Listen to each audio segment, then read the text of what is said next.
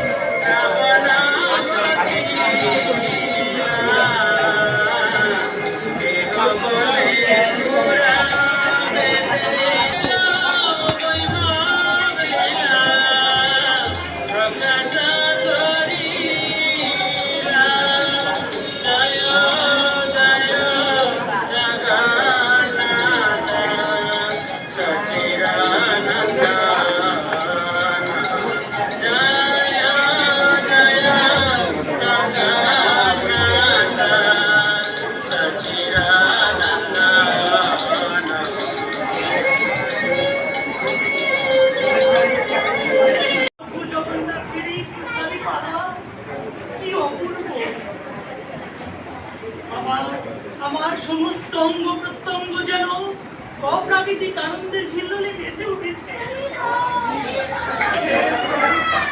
হে প্রভু জগন্নাথ, এমনি ভাবে আমি যেন চিরদিন তোমার শিব পূজা করতে পারি।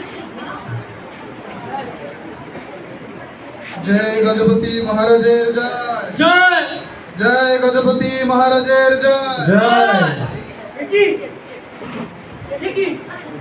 হঠাৎ মহারাজের জয়ধ্বনি।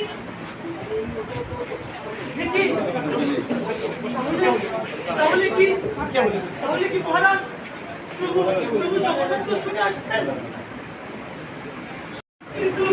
কিন্তু এখন প্রভু জগন্নাথ দেবের গলায় কোনো মালা নেই।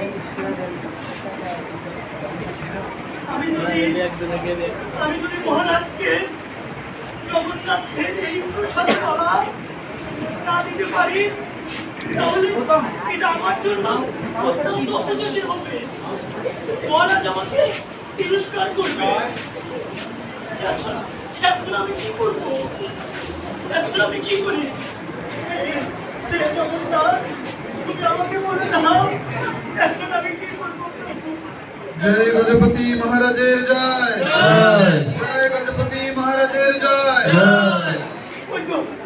ওই তো মহারাজ এসেই পড়েছে। প্রভু জগন্নাথ, তুমি আমাকে একটা উপায় বলে দাও প্রভু, একটা উপায় বলে দাও।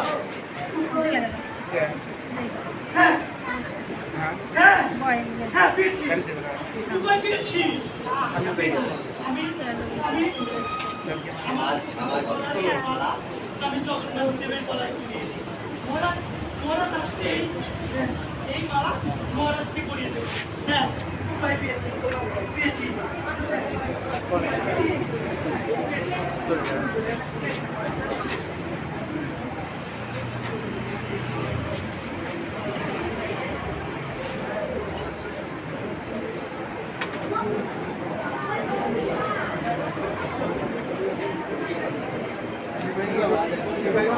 মার কাছে সাউন্ড হচ্ছে না কেন? জয় জগন্নাথ, জয় জগন্নাথ।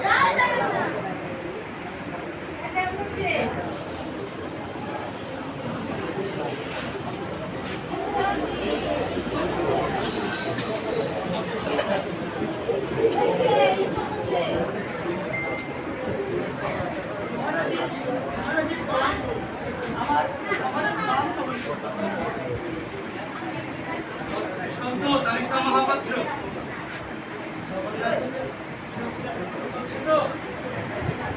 কোনো অসুবিধা হচ্ছে না?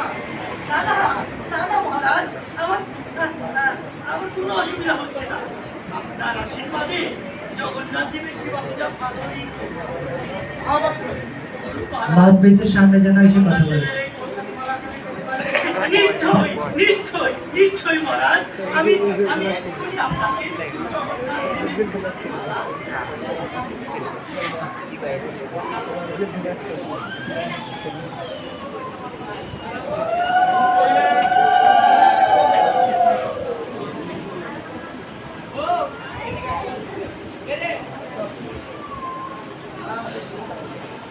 কি মধুময় সুগন্ধ, আমার সারা তন্ময় যেন আনন্দ ভরে গেল। অপূর্ব। এমন জগন্নাথ দেবের এই প্রসাদী মালা না দিয়ে আমার আমার কাজকার্য শুরু করতে একদমই ভালো লাগে না। জগন্নাথ দেবের এই প্রসাদী মালা পাওয়ার জন্য কি আমি প্রতিনিয়ত ব্যাকুল হয়ে ওঠে। বলেছেন মহারাজ, জগন্নাথ দেবের এই প্রসাদী মালা তো আপনার নিত্য জীবনের আশীর্বাদ। আর এই আশীর্বাদই হচ্ছে আমার নিত্য জীবনের চলার পথে একমাত্র পাথেও। এই লীলাদ্রি বিহারী শ্রী জগন্নাথ দেব এমনই ভাবে তোমার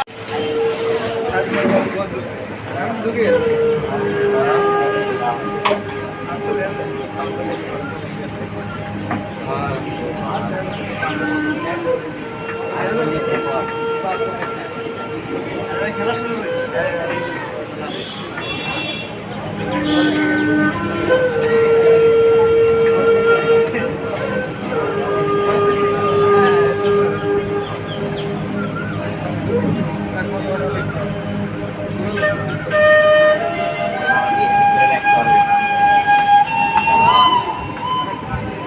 কি অপূর্ব জগন্নাথ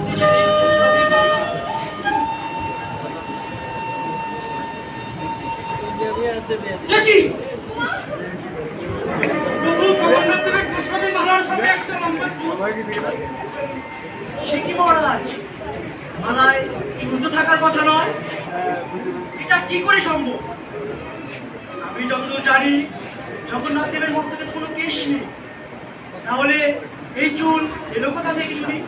নিশ্চয় ওই ব্রাহ্মণ তার নিজের গলার মালা জগন্নাথ দেবকে পরিয়েছে, আর সেই মালা আমাকে জগন্নাথ দেবের প্রসাদী মালা বলে দিয়েছে। না মহারাজ, এটা কখনো হতে পারে না। আরে মন্ত্রী মহাশয়, আরে আর আমার অনুমান যদি সত্যি হয়, আমি ওকে উপযুক্ত শাস্তি দেব। এই কি আছিস? ওই জগন্নাথের পূজারী তালিসা মহাপাত্রকে এক্ষুনি এক্ষুনি আমার সম্মুখে এনে হাজির করো। ওই ভণ্ড পূজারী আমার সাথে ছলনা করেছে। যাও, এক্ষুনি নিয়ে আসো।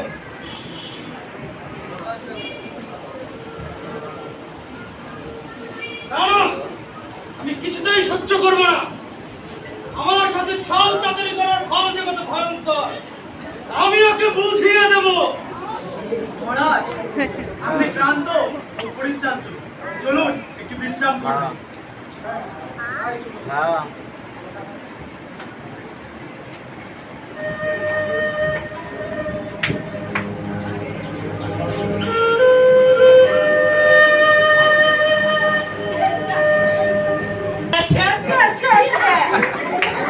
কালে কালে এ হলো কি রে?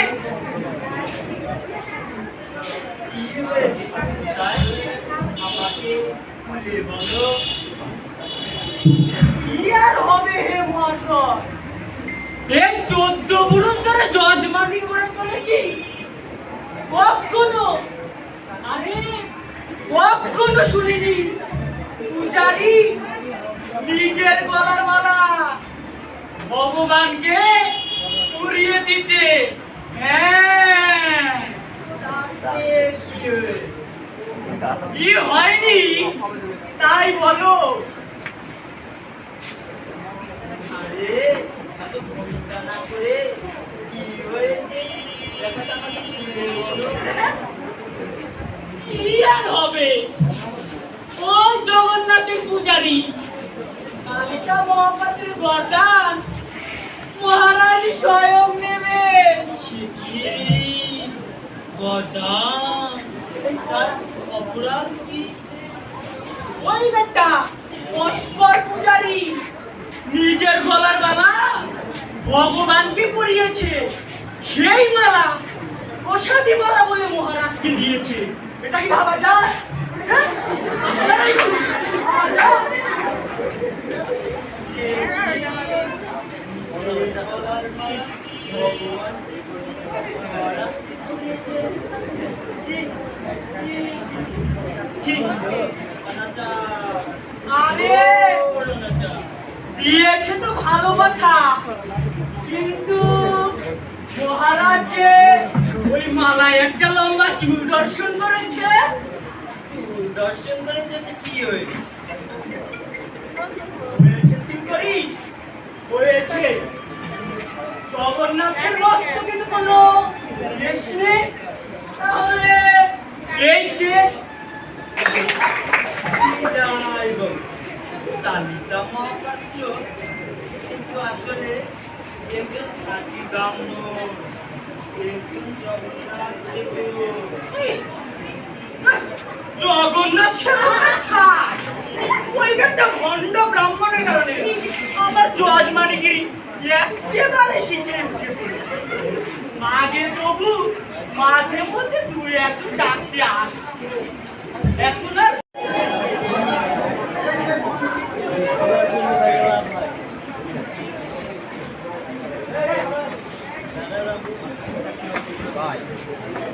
নমস্কার মহারাজ, আমাকে স্মরণ করেছে। হ্যাঁ বন্ধ করো সাউন্ড। এত বড় স্পর্ধা তোমার, তুমি নিজের গলার পরিহিত মালা জগন্নাথ দেবকে পরিয়েছ। সে কি মহারাজ? না না মহারাজ, মহারাজ ঠিকই বলছেন মহাপাত্র। বলো এই মালায় চুল এলো কোথা থেকে?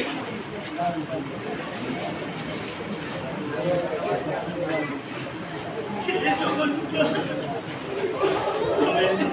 তুমি রক্ষা করো। কি হলো মহাপাত্র, তুমি চুপ করে আছো কেন?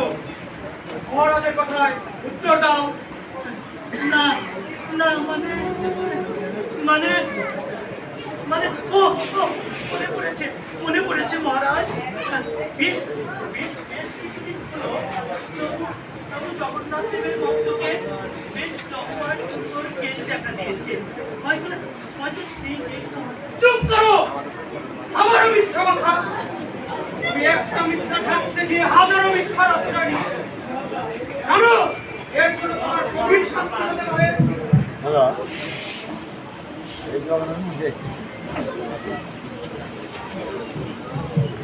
মহারাজের জয় হোক, মহারাজের জয় হোক। শাস্তি দিন মহারাজ, শাস্তি দিন। ওই বেটা ব্রাহ্মণকে কি শাস্তি দিন? আপনার সাথে প্রতারণা।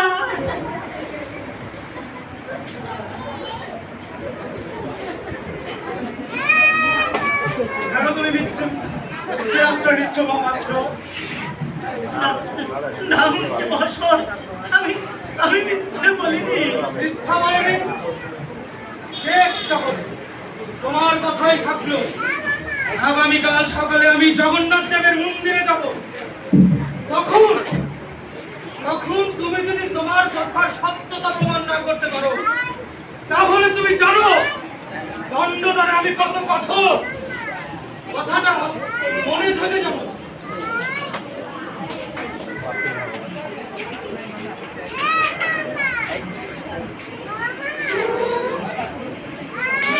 এই দাও না। বলবে ভাইয়া, বলবে পিঠে 2 লাখ টাকা বলবে। আমি শিশুর করে সত্যি কথাটা বেরিয়ে আসবে।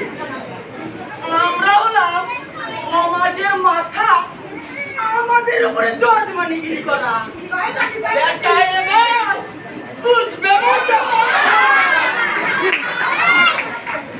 সারাদিন করি, আমার আবার নানার নিকের সময় হয়ে গেছে।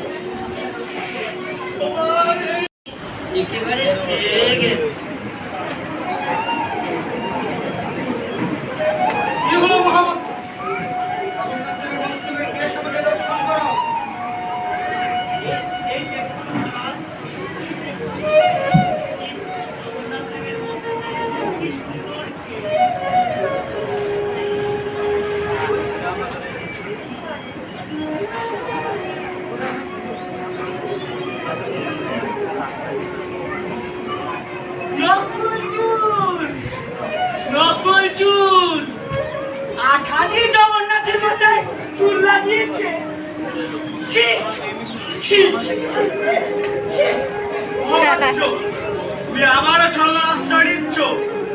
জগন্নাথ দেবের মস্তকে তুমি অর্চনা করিয়েছ। কি মরা ভগবানের সাথে মস্করা। না মহারাজ, না, আপনি নিজেই জগন্নাথ দেবের মস্তকে হাত দিয়ে পরীক্ষা করে দেখুন মহারাজ। হ্যাঁ হ্যাঁ, সেই ভালো। আপনি নিজেই পরীক্ষা করে দেখুন এটা আসল চুল নাকি নকল চুল। বাবাজি, আর বলানোর কথা নেই।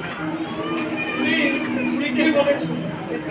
আমি নিজেই পরীক্ষা করে দেখি কেমন অর্চনা করিয়েছে কালিসা মহাপাত্র।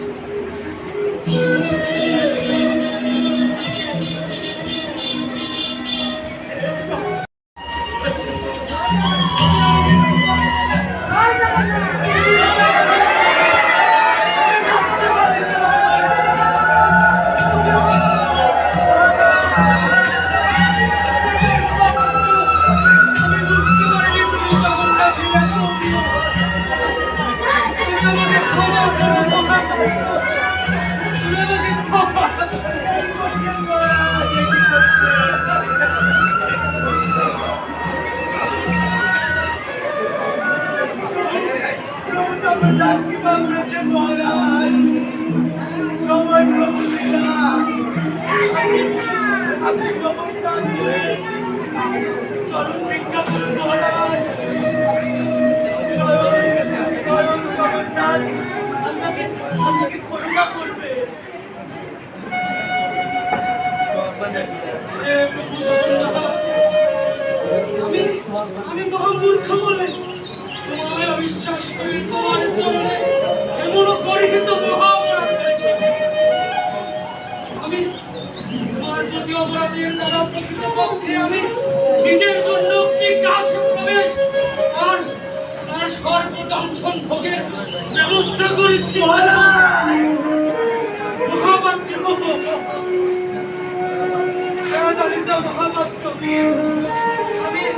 আমি বুঝতে পেরেছি ভগবান তার ভক্তদের থেকে অভিন্ন।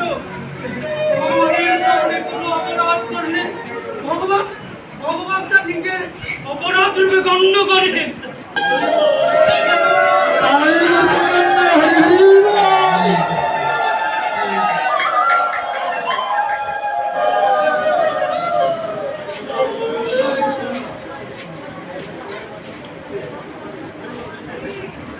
হরে কৃষ্ণ। আজ আমরা এই ভক্তের ভগবান নাটক থেকে জানতে পারলাম পরমেশ্বর ভগবান